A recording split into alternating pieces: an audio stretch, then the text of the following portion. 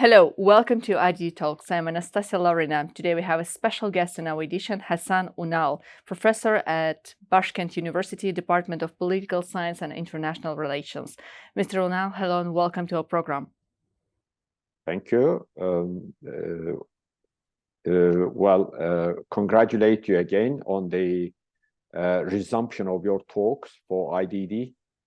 Thank you so much. We are very happy to have you in our program again. And today we have a very special topic. We'll talk about BRICS and Turkey, the relations between the countries, and the key question here, Turkey's potential membership in BRICS. We know just recently China's envoy to Ankara says Beijing is keen to the idea of Turkey joining BRICS. What do you think about this? Well, it's been an idea that has been floated all around for quite some time, and I think it is going to materialize in the end. Turkey has shown enormous interest. Indeed, it has taken a lively interest in joining BRICS because, in a sense, Turkey has had it with the West. It has got frustrated by the Western dominance because the way to do business with the West is quite complicated because they intervene in your internal affairs, they meddle with your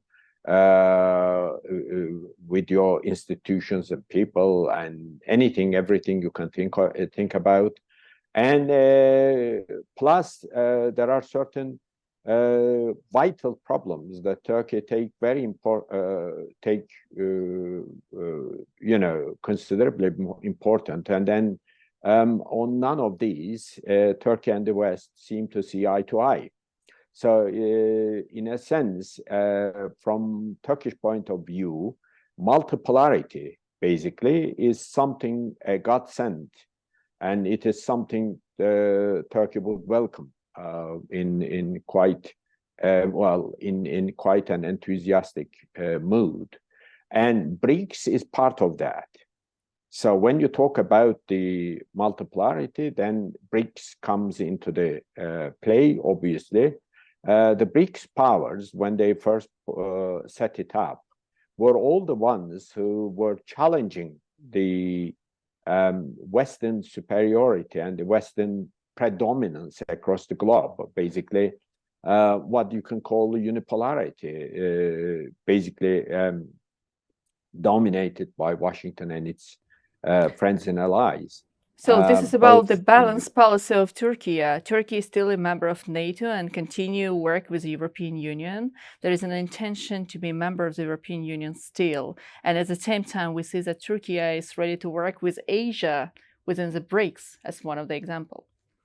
Exactly. As you set out, basically, this is what it is. So you are basically talking about a new policy by Ankara that was actually formulated some years back, and then it is now being in full swing. And you can see the examples of that policy.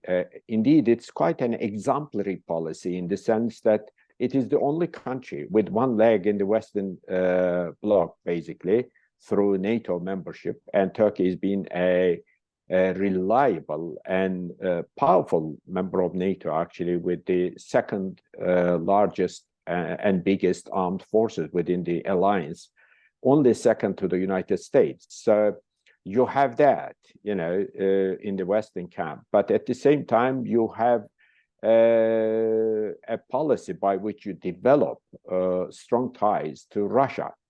Turkish-Russian relations has improved considerably. Those days when Turkey shot down a Russian fighter jet over the Syrian airspace, citing reasons that it had violated Turkish airspace for some seconds, are over. Now it is a completely new era between Ankara and Moscow, and it is quite beneficial for both sides. So you think positive about the last visit President of Turkey to Russia, meeting with Vladimir Putin? Oh yes, no question about it. And not only the two leaders seem to understand each other and get on very well with each other, but there is also incredible amount of trade and economic relations, as President Erdogan underlined after the meeting during the press conference with the media. Turkey-Russia bilateral trade increased to $69 billion. And he said, now $100 billion is within grasp, and we are going to do it. So we're talking about a completely new era in which Turkey and Russia seem to understand each other, and over a variety of issues, including Azerbaijan-Armenia dispute, Syria, and even Cyprus. On all these matters that are terribly dear to Ankara, Turkey and Russia seem to see eye to eye to a large extent. So Turkey has also extended its influence, or you can call it Turkey's interest in Central Asian Turkish republics has basically gained impetus over the last few years, particularly after Azerbaijan liberated much of its territories that had been under illegal occupation by Armenia. And those countries, the Turkic nations of Central Asia, seem to basically look to Turkey for anything and everything you can think of. Basically, they seem to understand, they realize that anybody who basically relies upon Turkey, like in the case of Azerbaijan, would not be left out in the cold, high and dry, okay? So Azerbaijan, for instance, liberated its territories thanks to greater support by Turkey. So, but at the same time, fortunately, Turkey also, how shall I say, began a re-evaluation of its foreign policy towards the Middle Eastern neighboring states. So it had basically dropped off all that ideologically inspired, sometimes referred to as Islamist-oriented foreign policy, which had alienated many of the Middle Eastern states and turned them against Turkey. Some of them even had become in those fateful years Greece and the Greek Cypriot friends in the region. So those days are also over. So Turkey has mended its broken ties with all these Middle Eastern neighbors and friends. So that is another positive point, basically, we need to keep in mind. And now Turkey is opening up to all these nations in terms of trade, economic relations, joint investments, and also because the Turkish defense industry basically made enormous progress over the last few decades. Now Turkey is out to an prospective exporting country. It is not only basically producing its own weapons and ammunition, or much of it, but also it is out to export some latest technology, cutting edge weapons. The regional countries in the Middle East, also in the Caucasus, Central Asia, Africa, all the countries need, and they buy actually. Yes. Let me ask you one additional question to what you already said about the last recent visit of President Erdogan to Russia and the meeting with Vladimir Putin. You say that Russia and Turkey are on the same line to what is happening in the region of the South Caucasus, especially between Armenia and Azerbaijan. And we saw that immediately after the visit of President Erdogan to Russia, the Armenian government started a new provocative behavior on the conditional border with Azerbaijan, made some statement against Russia, and there was an immediate reaction on behalf of Russia towards Armenia. And now we see that Armenia is planning to have the military let's say, military exercises with the US in the recent time in Armenia. Do you see any kind of, let's say, correlation between all of these processes, and how exactly Russia and Turkey may work together to bring peace in the region of the South Caucasus? Well, what the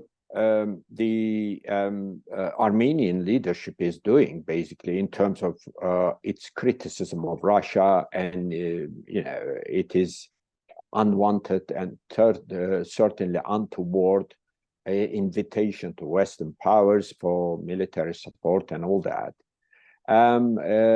It is, I think, the only the best word that can explain it is desperation.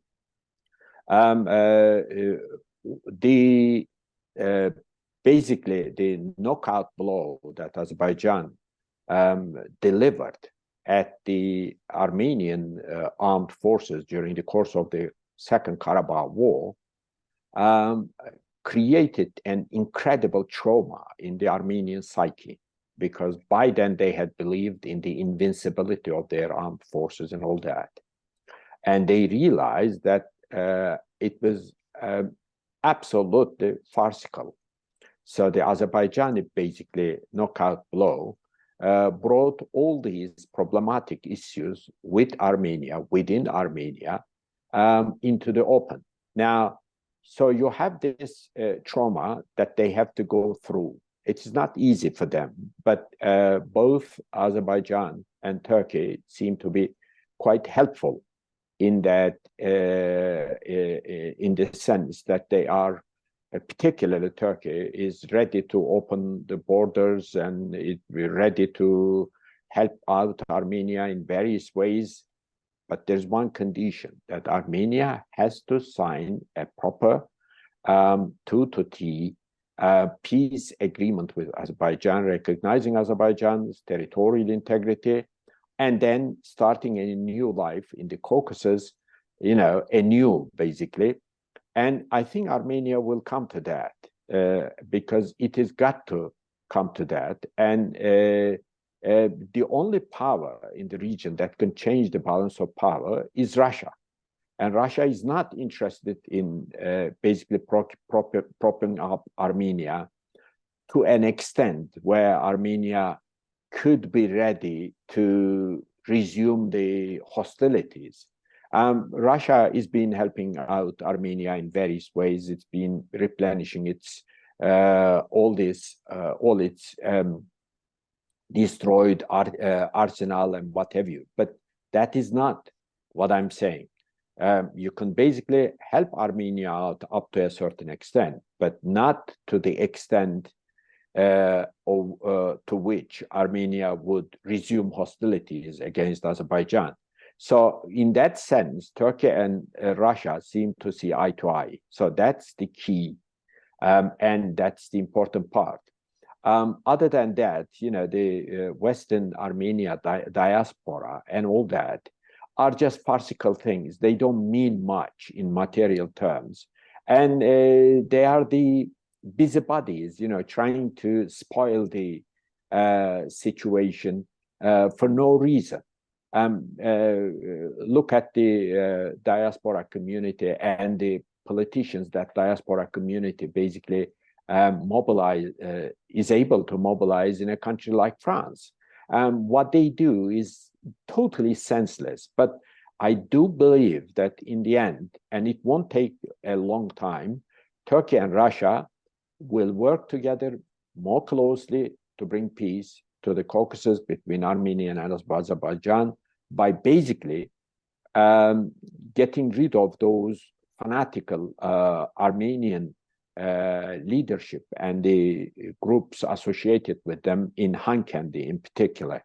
Otherwise, in Yerevan, the Armenian leadership, Pashinyan in particular, would be more amenable because he seems to understand what needs to be done. So we were talking about BRICS basically, and I was telling you about how Turkey has actually over the years cultivated best possible ties to Russia, and it has mended its broken ties with the Middle Eastern countries and all that, and how it has now made its name in the area of defense and industry export products and all that. I think we need to add to that the China dimension. I think Turkey is interested in China, and China is interested in Turkey. A Chinese foreign minister visited Ankara some weeks back after the Vilnius meeting of NATO countries, and President Erdogan made two points there in that meeting when he received the Chinese foreign minister. One was, he said that Turkey doesn't see a rising China as a threat. This is a very important exception to the rule within NATO, because even NATO's statement, which was published after the Vilnius summit, talks about China, and particularly Chinese increasing power and strength as a threat to world peace and security.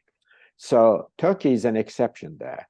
To basically block Turkey could, technically speaking, block that statement being published, but that is a long way, because in an alliance of 31 nations, then if 29 of them are like-minded and you are trying to say no, it would be better to do it like Turkey does. So get that statement out, but at the same time, you say to the Chinese foreign minister, no, we don't see rising China as a threat. The second point he made, he said, Turkey doesn't condone and support NATO-oriented actions in the Asia-Pacific by which they are trying to contain China. It was a clear reference to the United States and NATO basically trying to get those Asia-Pacific nations like Japan, South Korea, Australia, New Zealand, and others in a way, in such a way to contain China in the region. So he quite, quite openly said, as it was reported in the press, that Turkey doesn't condone that, although it's a NATO nation. So when you put all these together, it would explain why and how Turkey has taken a live interest in BRICS, because BRICS is a main proponent of the emerging world order, that is multipolarity. So there is a key question: can BRICS challenge the global political system? I think it has already done so. It has already challenged it. And the latest BRICS summit, basically, which included, which took in new members, basically like Saudi Arabia, United Arab Emirates, and so many others. Argentina, Egypt, Ethiopia, and even Iran. Yes. Full membership will take place on 1st January 2024. Yes, Iran was something expected, but the Arab countries who used to be very close friends and allies of the United States are... It's like an Islamic bloc within BRICS today, we can see. Well, let's not call it Islamic, because each and every, or I wouldn't call it Islamic. You do carry on, with your preferences. What I'm saying, because each and every Muslim nation would have would try to pursue its own priorities within BRICS. So they would not act like a bloc, basically, on every issue. On certain issues, their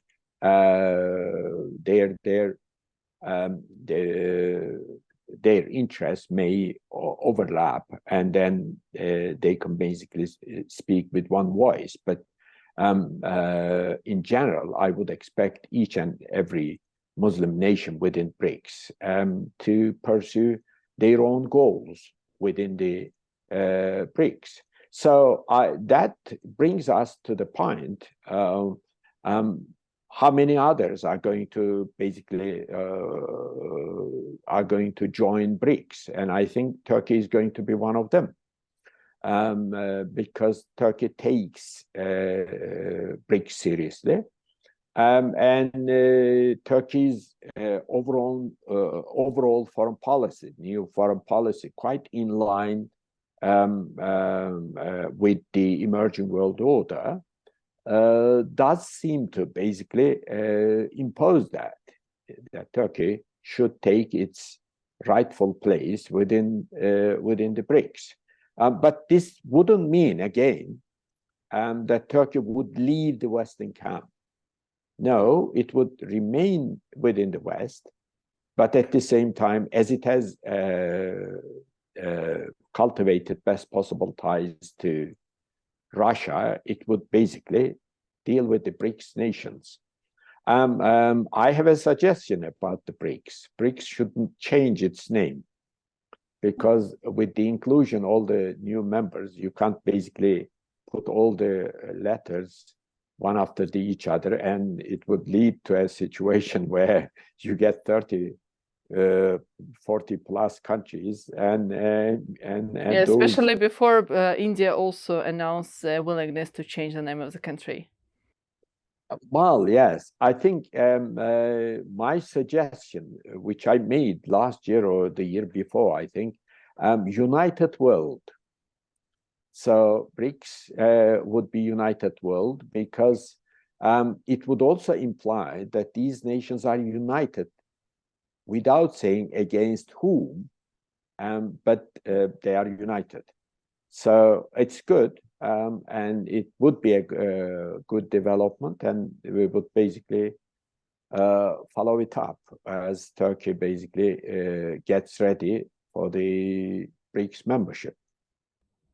Well, let's see how the situation will be developed. Mr. Unal, thank you. Thank you so much for joining IDD Talks. Well, it was my pleasure, and congratulate you again on your talks for the IDD. And thank you. Greetings to all the friends in both Ada as well as in Azerbaijan. Thank you. Thank you so much for being with us. Thank you so much. Bye-bye.